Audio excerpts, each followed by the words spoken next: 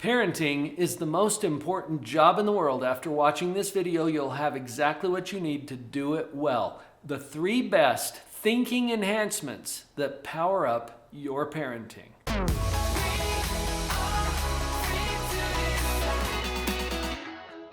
I'm Vicki Jenkins. And I'm Dr. Paul Jenkins. Together we have a combined experience of over 60 years now. That's frightening. Working with children in a professional capacity. I'm a child psychologist. I'm a speech-language pathologist. These 3 thinking enhancements will power up your parenting, guaranteed. We've saved the most powerful one for last. Let me set up this first one with an acknowledgement that comments from you, the viewers of this channel. Am I a good enough parent? I don't know if I'm the right parent for my child. We get this sometimes. So thinking enhancement number 1, I am the perfect parent for my children. You know, I remember talking to a friend one time and she was having some real struggles with her son. And I have had some struggles with some of my kids, and I told her that I truly believed that you were the very best parent for your child. There may be other opportunities that could help them or whatever, but you're the best parent for them because of the way that you feel and the way you are invested in them. Sometimes the way that I word this touches people off a little bit because I'm saying I am the perfect parent for my child. So let me clarify what I mean by that. Perfect means perfectly fit for, perfectly suited for, perfectly matched for your child. I have interviewed hundreds, probably thousands of children in my career, and some of that was done in the context of child custody evaluations, where I was trying to advise the court basically about who's the best parent for this child. Guess what? There was nobody else in the running. You are the best parent for your child. When you think that, consider how that feels. It helps you to show up in your best way for your child as well. Right, because what you think affects how you feel. What you feel determines how you show up. I am the perfect parent for my child. The second thinking enhancement is it's about stage, not age. This is a powerful one. We're really used to thinking about how old our kids are. You know, I saw a really light bulb moment for someone I know who has a child with special needs.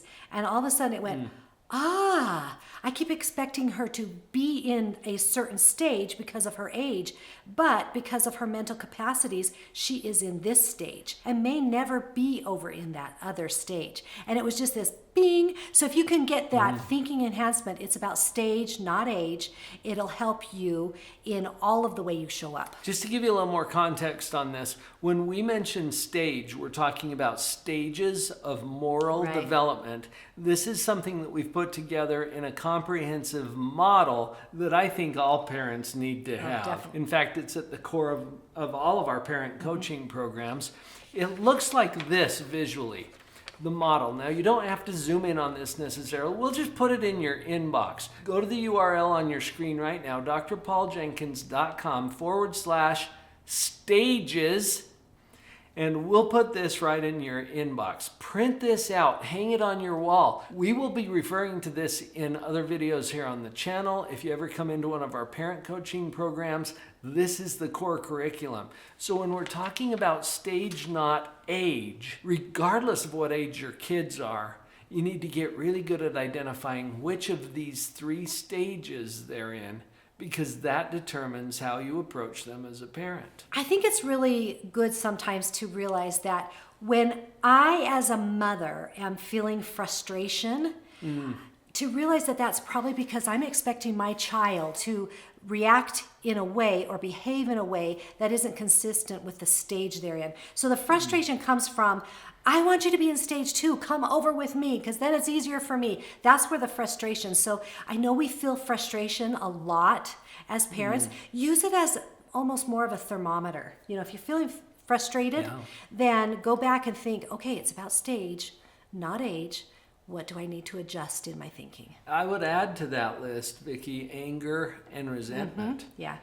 And these are common feelings for parents to have, but what does it signal? What does it indicate? Those are good indicator feelings. And what they indicate is that we've got a mismatch in the control and maturity, which usually means I'm expecting my child to be on stage 2 or 3 when that child's actually on stage 1. Here's an example. A mom who contacted me this week, and she said, my kid will not cooperate with anything that I'm doing. And it's all reasonable, right. and she gave me the argument. And my thought was, oh, stage 1. That simple. See, she was insisting or demanding that her child cooperate. One of the characteristics of stage 1 is no cooperation. Yeah.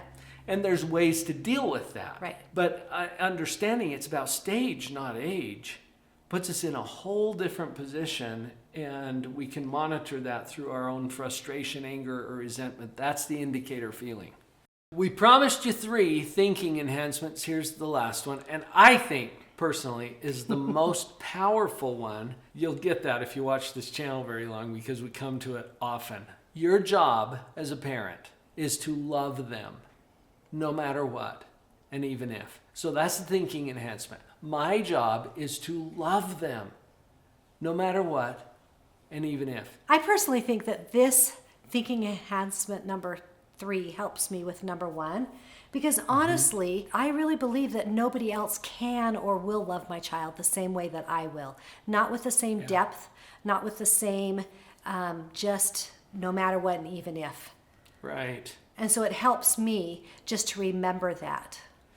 This is such a powerful mind shift, as opposed to something that we get drawn into sometimes as parents, that it's our job to make sure that they, whatever, right. do their homework, make sure that they are nice to each other, make sure that they're good, upstanding citizens. You're really bad at that. And nobody wants to be bad at their job. And it's not that you're not qualified in those areas. It's that you don't control them. Right. And that's why it can't be our job to make sure that they anything. Our job is to love them no matter what, and even if. Now, could you just take a moment and try that on? Just take it on and see how that feels. What does that change for you? We hope you found that helpful. Take a minute to watch the next video. It's about teaching your child responsibility.